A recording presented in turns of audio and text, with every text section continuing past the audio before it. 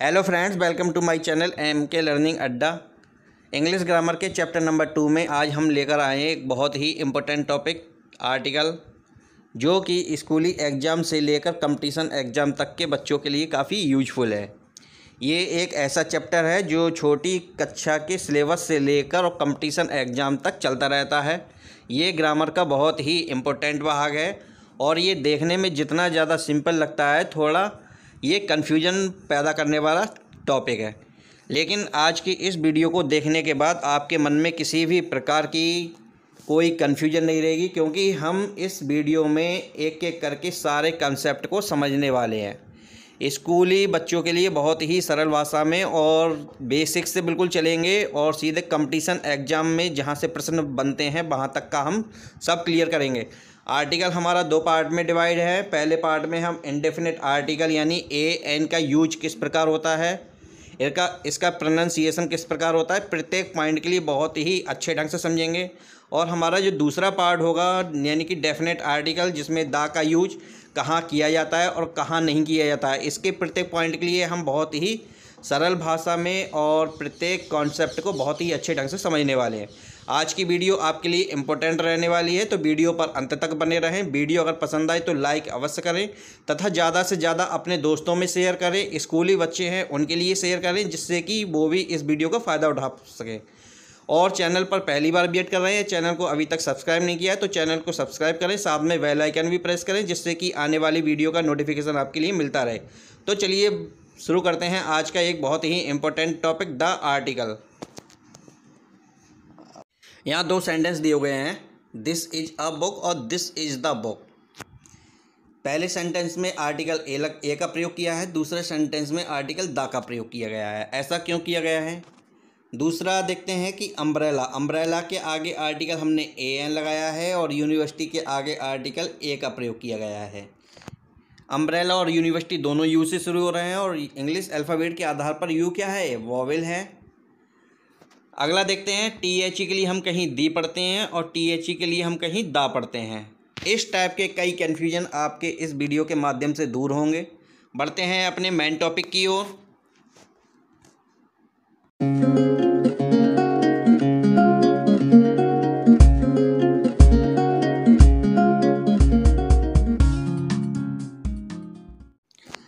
चलिए सबसे पहले समझते हैं कि आर्टिकल होता क्या है।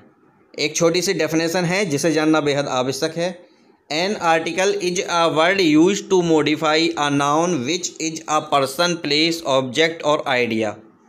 An article is an adjective, यानी कि आर्टिकल वह शब्द होता है जो नाउन के लिए मॉडिफाई करता है, चाहे वह कोई व्यक्ति हो, स्थान हो, कोई वस्तु हो या कोई विचार हो, इनके लिए क्या मॉडिफाई करेगा। N article is an adjective, article वो होता है एडजेक्टिव होता है। टाइप्स ऑफ आर्टिकल, आर्टिकल कितने प्रकार के होते हैं? आर्टिकल 2 प्रकार के होते हैं। पहला है डेफिनेट आर्टिकल, जिसके अंतर्गत दा आता है। दूसरा है इंडेफिनेट आर्टिकल, जिसमें ए और एन का प्रयोग होता है। चलिए दोनों आर्टिकल्स के लिए हम समझ लेते हैं। पहले समझते हैं डेफिनेट आर्टिकल, जिसमें दा का प्रयोग होता है।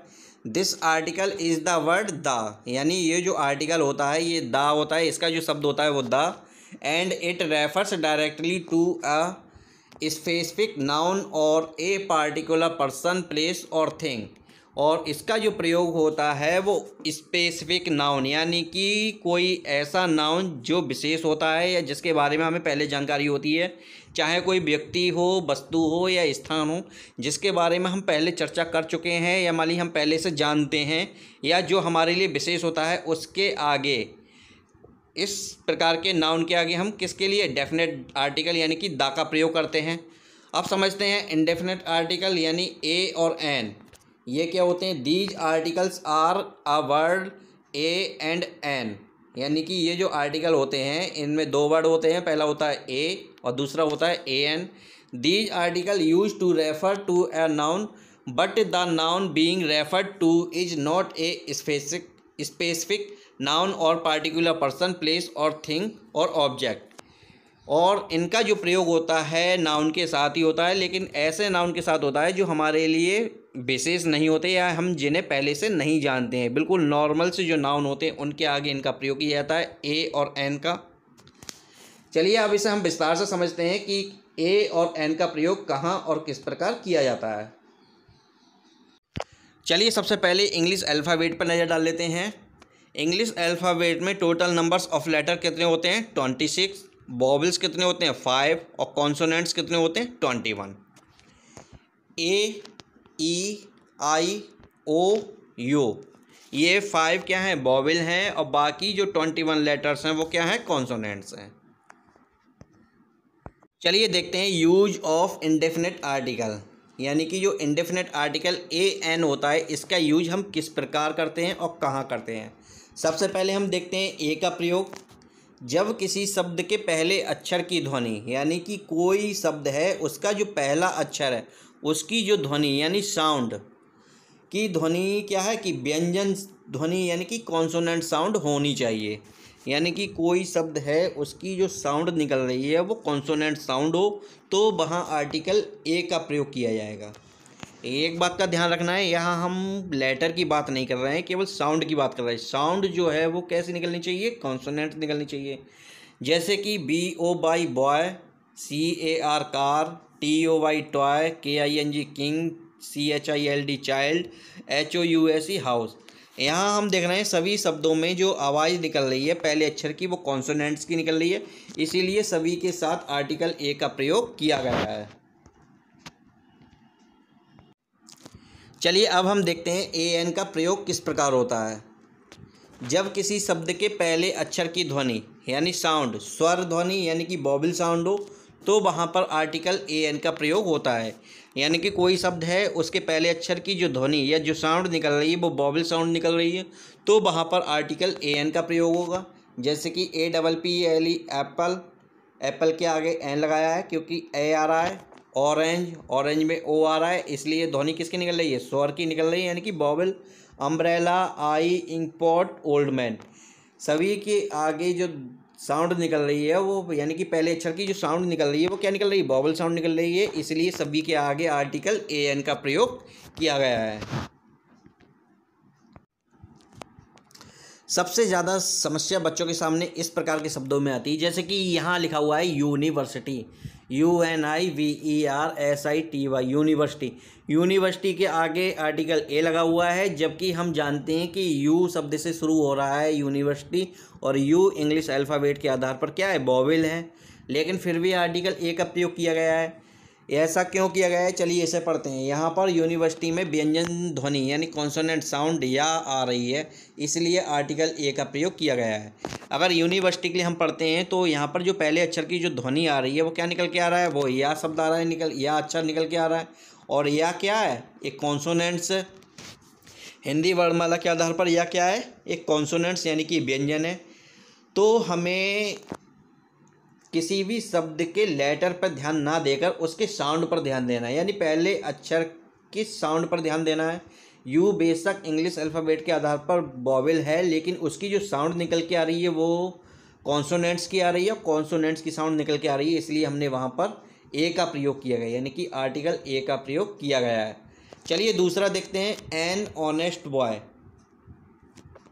ऑनेस्ट में हम देख रहे हैं कि ऑनेस्ट जो एस से शुरू हो रहा है, और एच जो है वो इंग्लिश अल्फ़ाबेट के आधार पर क्या है? कॉन्सोनेंट्स है, लेकिन उसके बावजूद हमने क्या आर्टिकल ए एन लगाया है।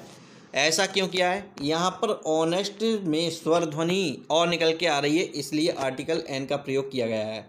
इस बात का ध्यान रखना है। अगर हमारा कन्फ्यूजन दूर करना है तो हमें एक ही बात का ध्यान रखना है कि किसी भी शब्द के पहले अक्षर की हमें ध्वनि पर ध्यान देना है, ना कि लेटर पर।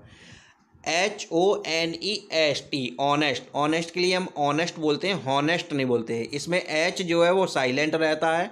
ऑनेस्ट सही शब्द है, और ऑनेस्ट के आधार पर ही आर्टिकल ए एन का प्रयोग किया गया है। उम्मीद है आपके लिए अच्छी तरीके से समझ में आ चुका होगा। कुछ शब्द दिए गए हैं, जैसे कि पहला दिया है EUROPEN, यूरोपियन। यूरोपियन में या की आवाज़ आ रही है, यानी कॉन्सोनेंट साउंड है, इसलिए आर्टिकल ए का प्रयोग किया है। UNIT, unit. यूनिट में कॉन्सोनेंट साउंड है, ए का प्रयोग किया गया है। यूनियन, यूनियन में क्या है, कॉन्सोनेंट साउंड है, इसलिए आर्टिकल ए का प्रयोग किया गया है। One way road, one way road में क्या है, कॉन्सोनेंट साउंड है, आर्टिकल ए का प्रयोग किया गया है। वन आइड पर्सन, इसमें क्या है, कॉन्सोनेंट साउंड है, इसलिए आर्टिकल ए का प्रयोग किया गया है। PhD, PhD में क्या है, कॉन्सोनेंट साउंड है, इसलिए यहाँ पर क्या है, आर्टिकल ए का प्रयोग किया गया है। सभी में कॉन्सोनेंट साउंड आ रही है। हम देख रहे हैं कि पहला लेटर बेशक वॉवेल है सभी में, लेकिन जो साउंड निकल के आ रही है वो कॉन्सोनेंट साउंड निकल के आ रही है, इसलिए सभी में क्या है, आर्टिकल ए का प्रयोग किया गया है। अगला देखते हैं, an honest person. Honest person, honest के बारे में हम बता ही चुके, साउंड जो है वो वॉवेल की आ रही है, इसलिए यानी कि कौन आर्टिकल जो है वो क्या है, ए एन का प्रयोग किया गया है। एन आवर, HOUR, आवर पढ़ते हैं, हावर नहीं पढ़ते, आवर पढ़ते हैं, इसलिए यहाँ पर वॉवेल साउंड निकल के आ रही है, इसलिए आर्टिकल ए एन का प्रयोग किया गया है। NMLA, MLA, इस टाइप के शब्दों पर हमें ध्यान देना है, यानी कि जो शॉर्ट फॉर्म्स होती हैं, अधिकतर शॉर्ट फॉर्म की जो पहला लेटर जो होता है, पहला अक्षर जो होता है, उसकी साउंड वॉवेल वाली निकलती है, कहीं पर कॉन्सोनेंट साउंड निकलती है। तो MLA, एम के लिए हम क्या है, एम के लिए हम हिंदी में इस प्रकार लिखते हैं, एम। एम में पहली जो आवाज़ निकल के आ रही है, ए की निकल के आ रही है। ए क्या है, हिंदी वर्णमाला के आधार पर क्या है, स्वर है, इसलिए यहाँ पर हमने क्या है कि आर्टिकल ए एन का प्रयोग किया है। लेकिन ऊपर वाले में देखेंगे PhD, शॉर्ट फॉर्म है, लेकिन पी क्या है, आवाज़ किसकी निकल रही है, कॉन्सोनेंट्स की निकल रही है, इसलिए इसे क्या है, कॉन्सोनेंट साउंड में रखा है, यानी कि आर्टिकल ए का प्रयोग दिया है। यानी कि शॉर्ट फॉर्म की जो अक्षर होता है, पहला अक्षर होता है, उसकी जो ध्वनि निकल रही है वो वॉवेल निकल रही है, तो आर्टिकल ए एन लगेगा। अगर कॉन्सोनेंट्स की साउंड निकल रही है तो आर्टिकल ए एन का प्रयोग होगा। LLB, LLB में भी क्या है, वॉवेल साउंड निकल रही है, इसलिए आर्टिकल ए एन का प्रयोग किया गया है। तो दिए गए हैं, इन्हें समझ लेते हैं। ए और एन का अर्थ जो है वो एक या कोई, इसके लिए प्रयोग होता है, यानी कि वाक्य में अगर एक शब्द आएगा या कोई शब्द आएगा तो उसके लिए हम ए और एन का प्रयोग करते हैं। ONE, वन का प्रयोग भी एक के लिए होता है, लेकिन वाक्य में आए एक शब्द पर विशेष जोर ना देना हो तो वन की बजाय ए और एन का प्रयोग करते हैं।